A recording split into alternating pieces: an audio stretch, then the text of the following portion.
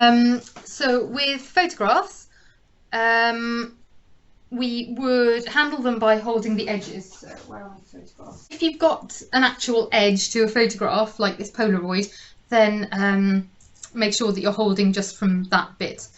Or we've got an awful lot of black and white photographs. Again, they tend to have a white edge, so just hold from the edge rather than touching the surface of the photograph.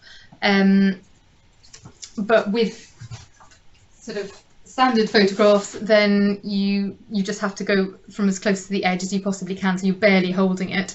And so these are my uni photos, if everyone is interested. Don't have that many recent photos that I printed out.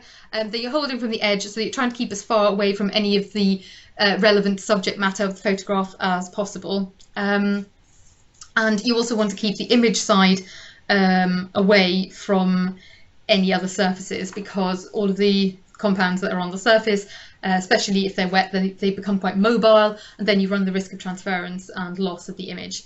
And again, for quick removal, you want to place them in a crate or on a bread tray, but single layer in order to get them out quickly. If they're already not in a single layer, then obviously just take them as they are, same as with paper if they're clumped together. But if they're individual ones that are wet, then you want to make sure that they're not piled up with each other.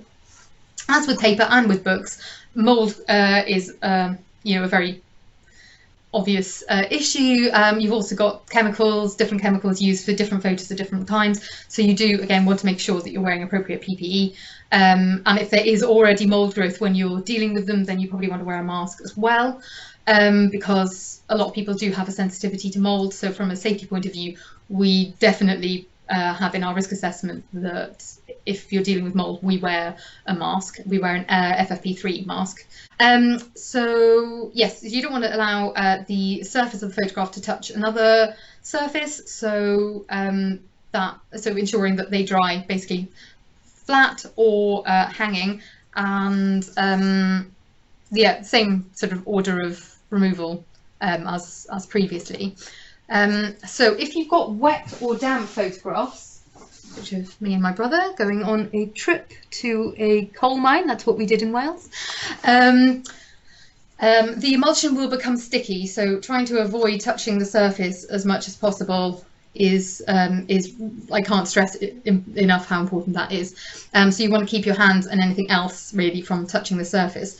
If they are in a frame or a Melinex sleeve, you want to take them out of that unless they are already stuck to it, in which case you want to be leaving that and then letting them separate a little bit, as with pictures, as with works of art on paper in a frame, by drying them facing down so that the adhering surface starts to drop away. With photographs, there's often a lot of information on photographs. These ones have like the name of the cat, and then on the back a number that I genuinely have no idea what that number is, but I guess it must have meant something to me when I was 8. But that's stuff that we might want to just ensure that we have recorded, or if they've come out of an album, you'll want to say which album they've come out of.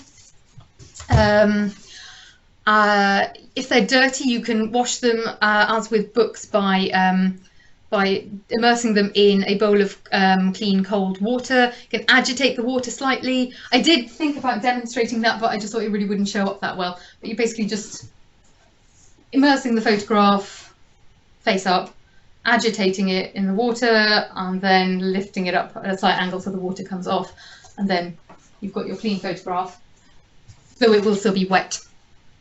And then you can hang it to dry on a line. So I've got a line here.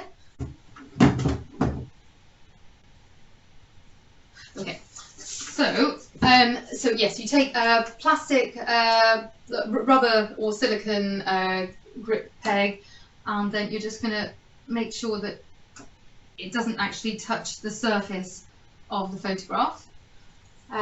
Whereas with photographs where you don't have a border of any kind, you just have to make sure that you are drying it using like the minimum amount of contact on the surface.